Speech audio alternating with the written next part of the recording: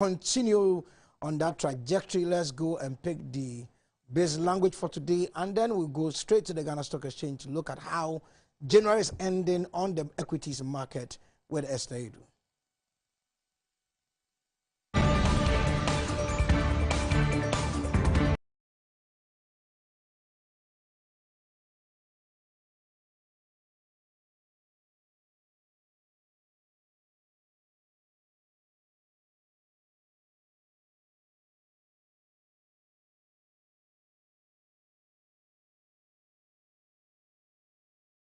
Edward, well, it's the last trading day of this month, and the year-to-date change is yet to go in the positive. It's still around the negative 0.81%, and in terms of the financial stocks, to the year-to-date change is negative 0.93%. Although we went to the positive about a week or two ago, we are still in the negatives, and the composite financial stocks was 0 points, and the GSC composite index was 0 points. For equities that change hands today, we didn't have them a lot. We have, in terms of volume, 298,338, which is probably because we just started the week. And in terms of value, was 24,830 Ghana cedis. The market cap is 64.097 billion Ghana cedis. As I said, no equity registered a price change for today. And in terms of equities that exchange hands, the Access Bank is 1,705. We have Cal Bank at 1,957. EGH, just one share. And GOIL, 1,318. GCB, 2,151. And ETI, 265.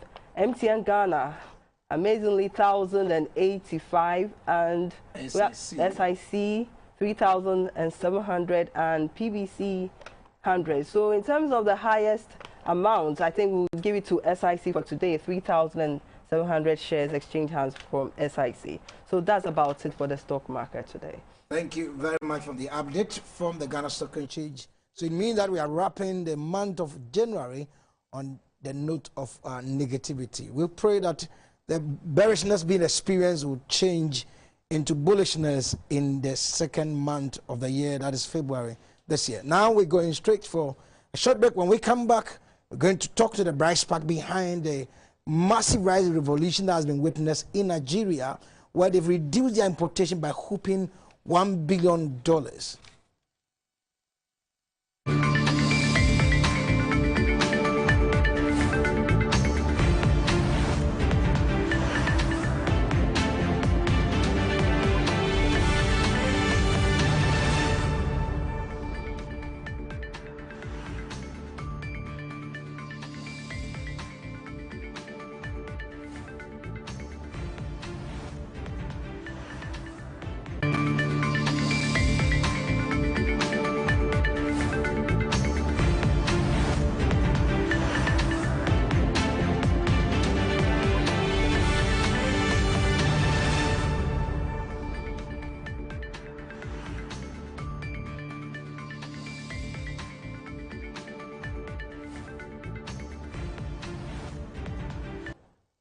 Hello, welcome back to Market Avenue. Today we're talking about Central Bank of Nigeria moving slightly from its core mandate in terms of monetary policy and shifting into bread and butter issues, that is making sure that it's rice on the tables of Nigeria. And through that move, Nigeria, that was importing about 1.2 million metric tons of rice per year in 2014, as of 2021 is drawn down to about 2,160 metric tons, and that is amazing. At the moment, Ghana, we're importing around 300 million to 500 million dollars of rice, and it's a lot of money. The question is, how are we going to make sure that we reduce this phenomenon, or reduce this amount of money we are pumping into someone's pocket and creating jobs elsewhere? And the brain behind that project in Nigeria is a Ghanaian, and he's in the person of Mr. Abraham Chuma Odu. Honorable, you're welcome. Well, great. We know you as an MP. We didn't know you as a farmer. I was trained as farmer by my father. Fantastic. Now, so let's look at Nigeria. They were doing about 1.2 million metric tons of rice annually, over $1 billion from Thailand. Take us through that process and how you entered into that fray and then help change the story of Nigeria. Oh, okay. I want to thank you for the opportunity and also to greet the good people, your listeners and your viewers. You know, let me take you back. President Kufuor appointed me as a DCE. It was there that I initiated Kuku High Tech. So if we are talking about Kuku High Tech in Ghana, I was the initiator.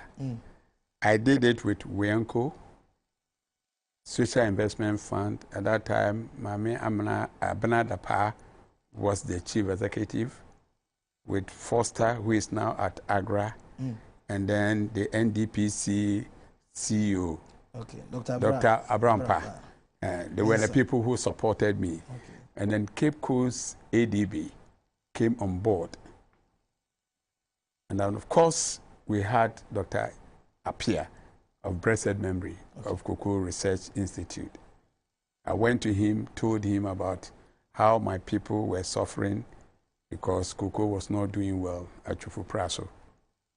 The doctor said he would support. And then we started. When we started, it blossomed. So President Kufuor sent a team down to Chufu Praso from Kuku board and then Castle that time to come and look at what we had done. And of course, it was replicated thereafter.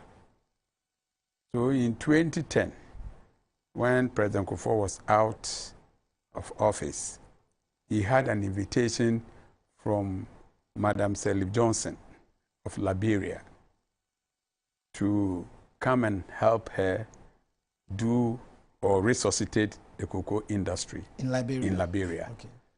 It was there that I went, and then when I went to Liberia, their staple food was rice. Yeah. No, I was say for the monomudi. Yes, and you go with them to outside, come back, and if you happen to have eaten yam and I was satisfied, or plantain or cocoyam, the crewman would say, no, I ain't eating today. Then I said, wow, if this is your staple food, why are you importing it all from India? So I did a concept paper, brought it to President Kufuor through his J.A.K. Kufuor Foundation. Okay. I said, President, we have to do something about it. Meanwhile, he was invited to New York to be awarded by Institute of Cocoa, these foundation people, to be the best president who have helped cocoa production. Oh, wow. So he took me along. There, at the side bar meetings, I met Michigan State University. That this is what President Kufuor wants to do. He wants to help in cocoa production and rice production in Ghana as Kufuor Foundation. They said, oh, this is fantastic. Then they took the concept paper. When they took the concept paper, they developed a business model out of it. And then brought Bill and Melinda Gates on board. So Bill and Melinda Gates, Kufuor Foundation, partnered to do what we call the Competitive African Rice Initiative. Wow. And we chose Burkina, Ghana, Nigeria, and Tanzania. So these were our operational countries. And I was made the policy advisor for Nigeria. Okay. It was there, I went round almost all the rice growing states in Nigeria. They said, wow, Nigeria don't have any business importing rice. So I will challenge the status quo. Of course, like I said in my district at City TV, yes, I said for me, my cycle or my status quo. Okay. Yeah, I always try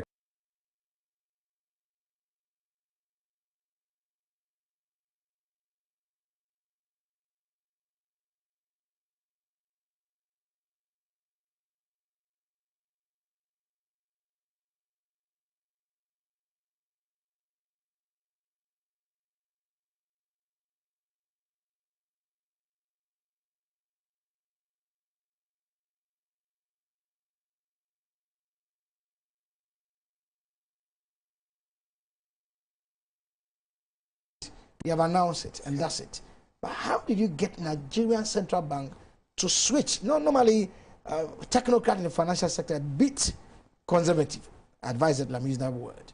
How do you manage to convince them to get on board this train? Okay, so the stakeholders meeting that I called, I realized that we needed a central bank. Why do you need a central bank? Because we have what we call the import substitution. Okay. Central bank, that is one of their core mandates. So they have that core mandate, but it's hidden as part of their development.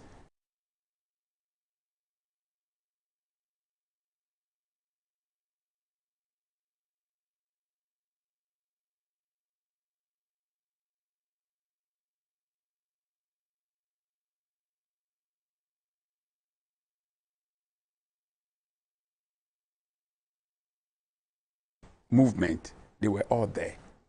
And then we started querying ourselves that I've gone round. There's no point Nigeria importing rice. So what do we do? Then the litany of excuses started coming. Of course, here was Jigawa. What you are seeing here, Jigawa. Here, at times I have to use motorbike. Wow. To reach the farmers. As a policy advisor, not yes. forehead drive. Yes, see me here sitting down. Wow. This one, a lady, very strong lady, one of the chairpersons of the Rice Farmers Association. Here is also still Jigawa. So when we sat down, we realized that Central Bank, this is the president that we chose to lead the process.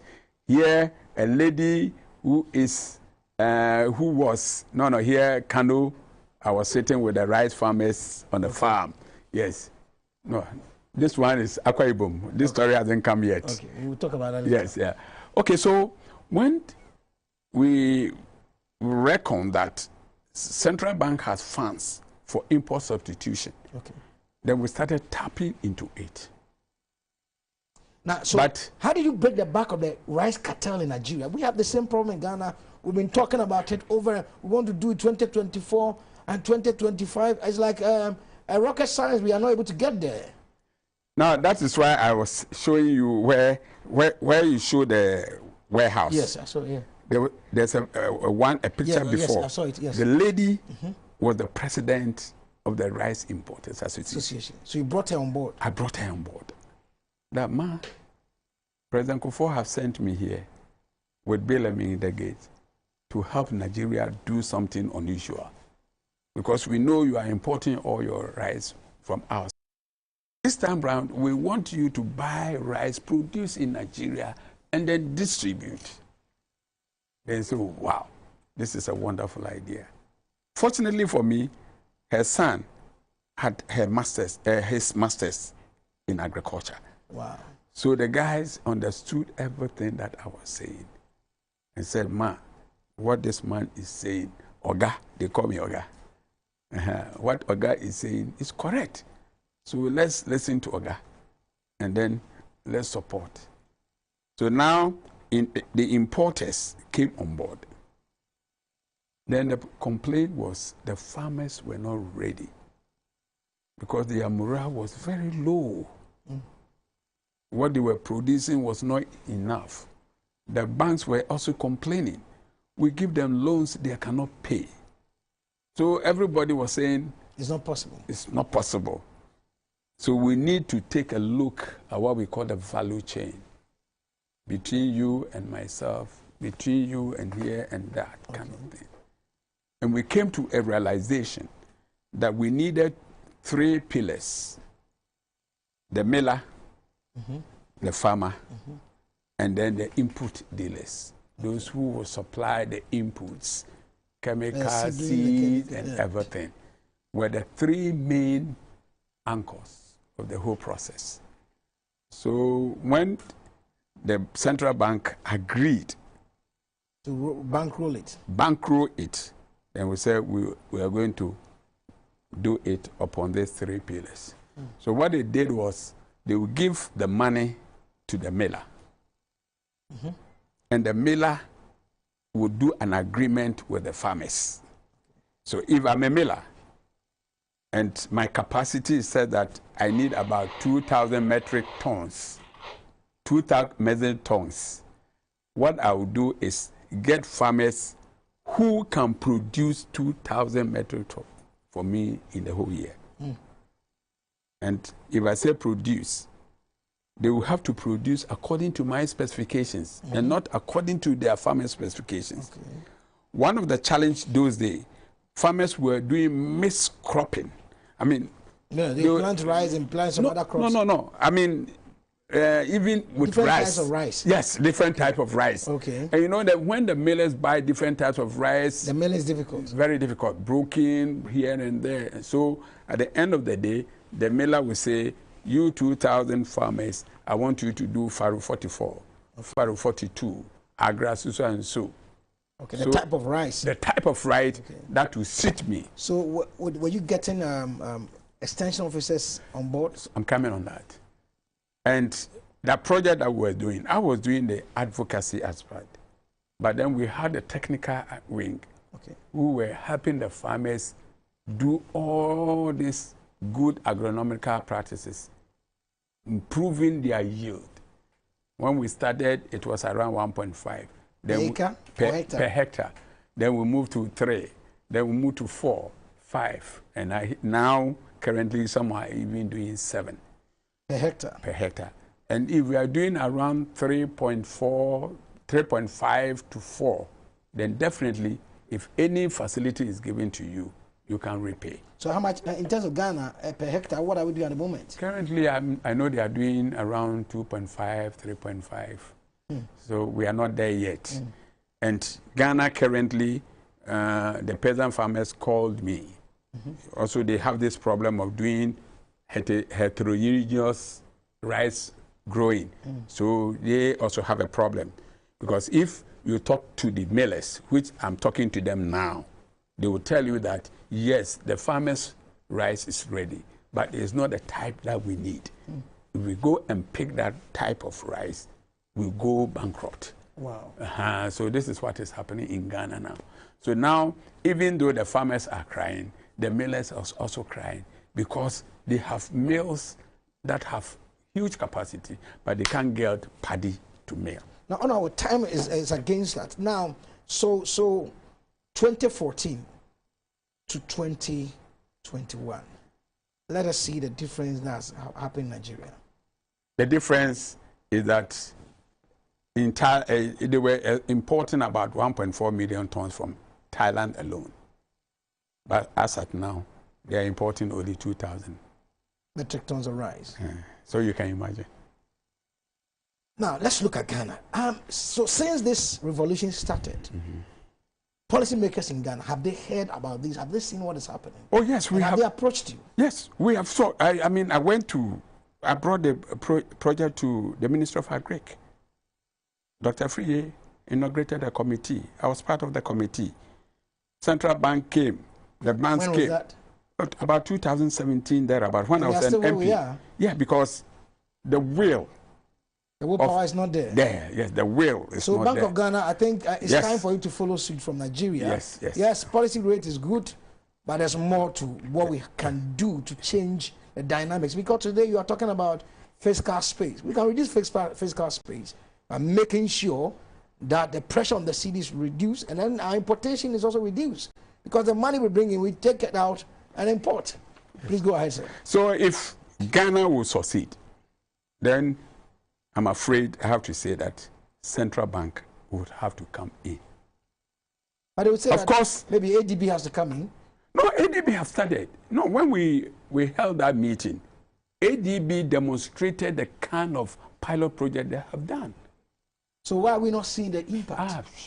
That is it. That's Ghana. But I hear Cameroon and Equatorial Guinea is knocking at your door.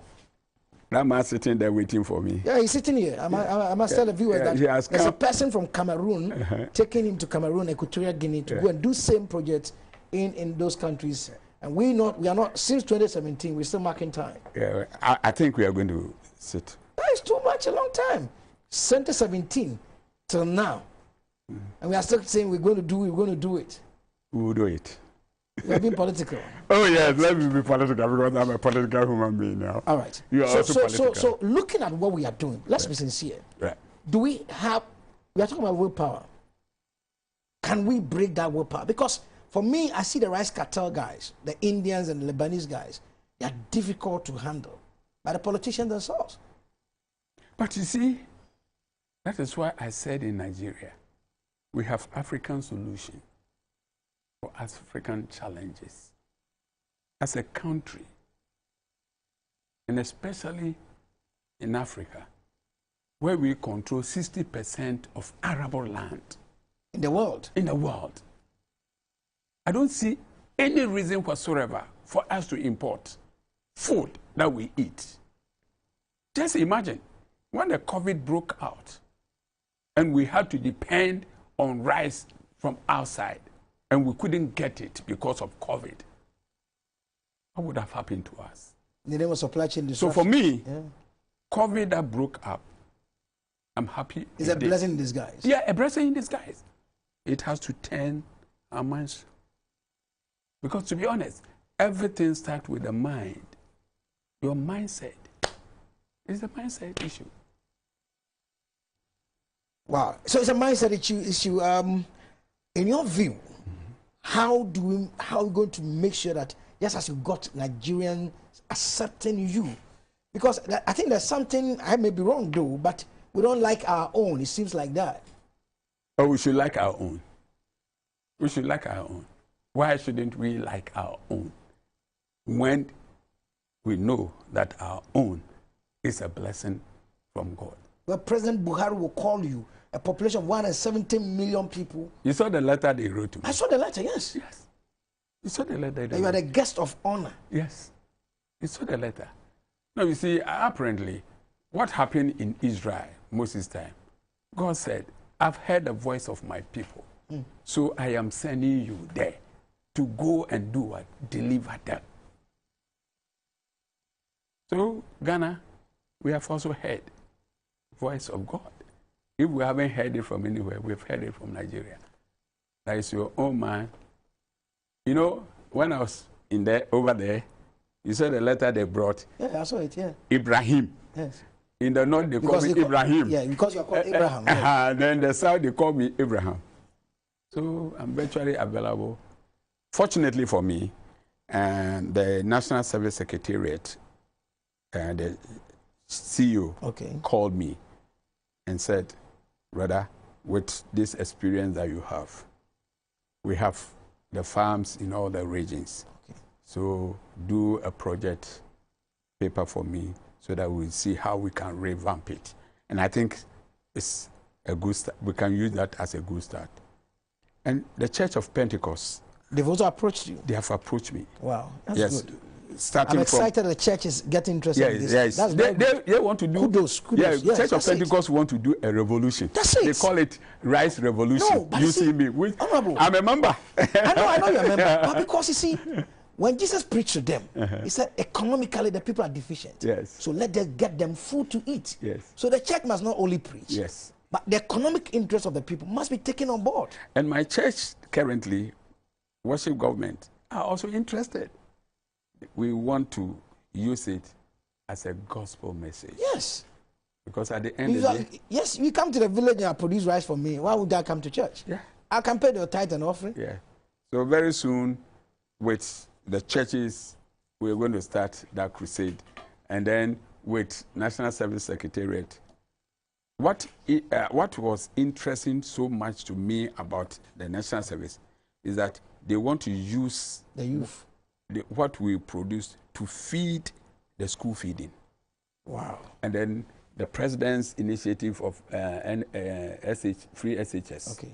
And I said, Director, you have my support. All right, Honorable, I am assuring you, on this platform, every month we'll host you. Hey. Yes, so that it's an advocacy. We need to do that. Yes, yeah. The Ministry of Agric must change its stance. Central Bank must change its stance. Not alone. Yes. Other commercial banks must also come on board. Yes. I think so. Because other than that, we'll be making $500 million importation of rice alone in Ghana here. Yes. It's even more than that. It's even more than that. Well, all right. So, but you know what? Let me tell you, Nigeria, what excited me most, they have used that value chain that we did concept to do other crops. And they're now doing wheat to feed into the poultry industry. All right, because of time, Honorable. So we're hosting you again, God, the next month, which is tomorrow. So a couple of weeks, we are going to talk about other things because we couldn't go into the real story. All right, so this is how we do the curtain today. My name is Edward Nyakon. We spoke to Honorable Abraham Juma Odum, former MP for Twifo Etimokwa in the central region. In the central region. Twifo Praso is the district capital. Okay, all right, great. So we've been the brain behind the rice revolution has been seen in Nigeria. Thank God that National Service, and then Pentecost Church has also come aboard. Yes. God willing, we'll make tomorrow. Shalom.